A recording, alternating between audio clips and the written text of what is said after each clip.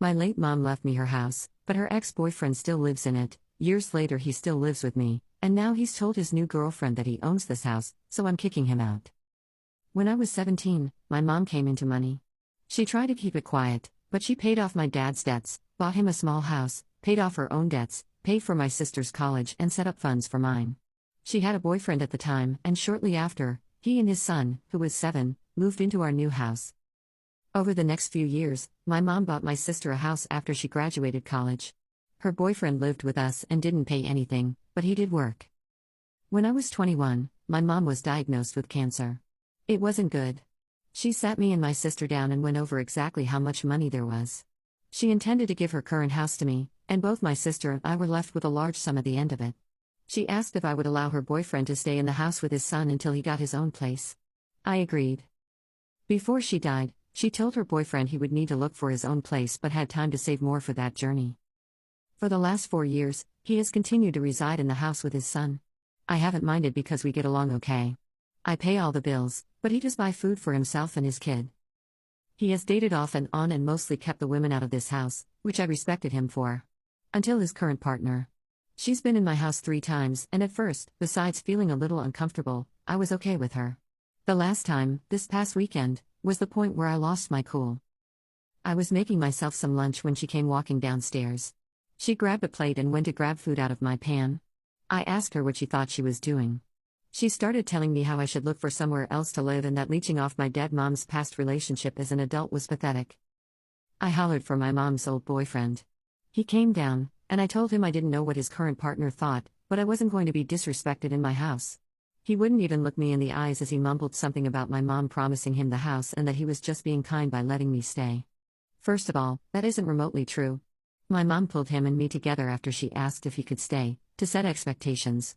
My mom met him shortly before she won the money and told him and us girls that she had no intention of leaving him money.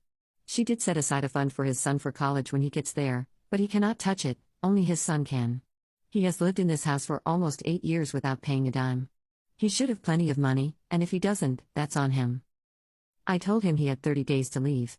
I wasn't going to house someone who would lie and disrespect me in my own home.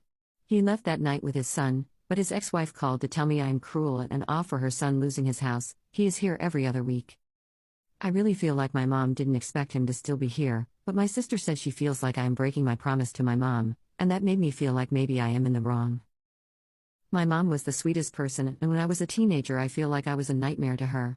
I am thankful I was much better in my late teens and so she got to see me mature a little before she passed.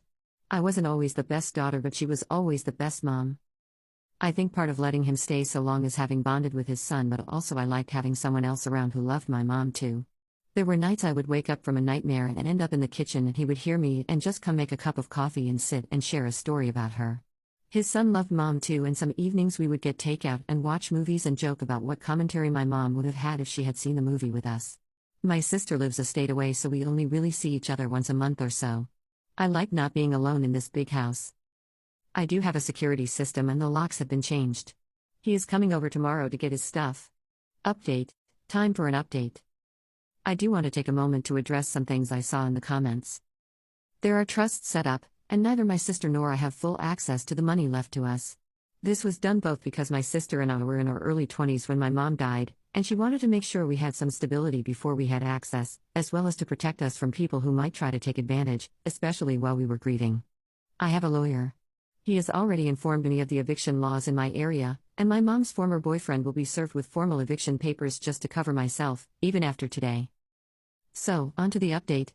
My dad came over this morning. I decided not to have my boyfriend over since he doesn't know about the money side of things, and I wasn't trying to involve him in the situation, and brought along my cousin. For easier telling, I'm going to call my mom's former boyfriend Clive. Clive showed up around 10 a.m. my time and talked to my dad. Then, he asked if he could have a couple of minutes alone with me. My dad nodded, so he and my cousin went into the kitchen, while Clive and I sat in the living room. I'll be honest. I didn't expect it to go the way it did, but I'm glad it did. Clive started with an apology. I don't remember all the words he said, but the basics were, he missed my mom, he has been lonely but not alone thanks to me and his son, and he was sorry for what had happened.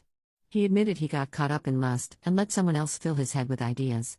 He owned up to his mistakes and said he should have never put up with someone who would disrespect me or my mom's memory. He tried to hand me a cashier's check for $15,000. He said it wasn't much, but he wanted me to know he appreciated me and living with me, and that he wanted to pay back some of what he owed.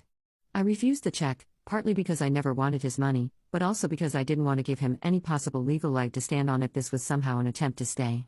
I told him the first part and told him to put the money toward a house.